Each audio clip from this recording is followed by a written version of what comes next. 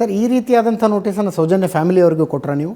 ಯಾರಿಗೆ? ಸೌಜನ್ಯ ಫ್ಯಾಮಿಲಿಯವ್ರಿಗೆ ನಿಮ್ಮ ಹತ್ರ ಏನಾದ್ರು ಫ್ಯಾಮಿಲಿಯವ್ರಿಗೆ ಎವಿಡೆನ್ಸ್ ಕೇಳಿದೆ. ಪರ್ಟಿಕ್ಯುಲರ್ಲಿ ಅವ್ರು 3 ಜನದ ಮೇಲೆ ಕೊಟ್ಟಿದ್ರಲ್ಲ, ಆಗ ಕೇಳಿದೆ, ಕೊಡಲಿಲ್ಲ. ಉದಯ್ ಜೈನ್ ಅವ್ರು ಅರ್ಜಿ ಕೊಟ್ಟಿರೋದ್ರಿಂದ ನನಗೆ ಅವರು ಆಗ ಸಾಕ್ಷಿಯನ್ನು ಕೊಟ್ಟಿದ್ರೆ ನಾನು ಆಗ ಎನ್ಕ್ವೈರಿ ಮಾಡ್ತಿದ್ದೆ. ಕೊಟ್ಟಿಲ್ಲ ಅವರು, ಇವರು 3 ಜನ ಮೇಲೆ ಕೊಟ್ಟಿಲ್ಲ. ಆಮೇಲೆ ನೋಡಿ, ಒಂದು ಗಾದೆ ಇದೆ, ರವಿ ಕಾಣದ್ದನ್ನು ಕವಿ ಕಂಡ, ಕವಿ ಕಾಣದ್ದನ್ನು ಪತ್ರಕರ್ತರು ಕಂಡರು ಅಂತ ಅಂದ್ಕೊಂಡಿದ್ದೆ ನಾನು.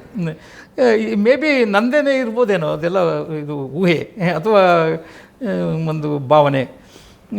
ಹಾಗಾಗಿ ಆ ಕೇಸಲ್ಲಿ ಯಾರು ಹೇಳಿದರು, ಆ ಪತ್ರಿಕೆಯಲ್ಲಿ ಬಂದಿತ್ತು, ಮತ್ತು ಇವನು ಇದನ್ನೆಲ್ಲ ಸಂತೋಷ್ ರಾವ್ ಹ್ಯಾಸ್ ಅಟೆಂಪ್ಟೆಡ್, ಅದಕ್ಕಿಂತ ಮುಂಚೆ ಈ ಥರ ಅಟೆಂಪ್ಟ್ ಮಾಡಿದ್ದಾನೆ ಕೆಲವು ಹೆಂಗಸರ ಮೇಲೆ ಅಂತ ಹೇಳಿ. ನಾನು ಐ ವೆಂಟ್ ಟು ಮಣಿಪಾಲ್, ಅಲ್ಲಿ ಉದಯವಾಣಿ ಪತ್ರಿಕೆಯಲ್ಲಿ ಬಂದಿತ್ತು ಅಂದರು. ಅಲ್ಲಿ ಪತ್ರಿಕೆಗಳು ಎಲ್ಲವನ್ನೂ ಅವರು ಇದು ಮಾಡಿ ರೆಫರ್ ಮಾಡಿ ಕೇಳಿಸಿದ್ವಿ. ಆ ಡೇಟಲ್ಲಿ, ಕನ್ಫೈನ್ಡ್ ಡೇಟಲ್ಲಿ ಯಾವುದೂ ಇಲ್ಲ, ಎಲ್ಲೂ ಬಂದಿಲ್ಲ, ಎಲ್ಲೂ ಬಂದಿಲ್ಲ. ಅವೆಲ್ಲವನ್ನೂ ಕಲೆಕ್ಟ್ ಮಾಡ್ಕೊಂಡು ಬಂದೆ ಕೊನೆಗೆ ಲಾಸ್ಟಿಗೆ. ಈಗ ಇಲ್ಲಿ ಏನಾಯಿತು ಅಂದರೆ ಏನೂ ಇಲ್ಲ. ಈ after digging A hill I find even not the dead body of A rat. ಅಷ್ಟೇ.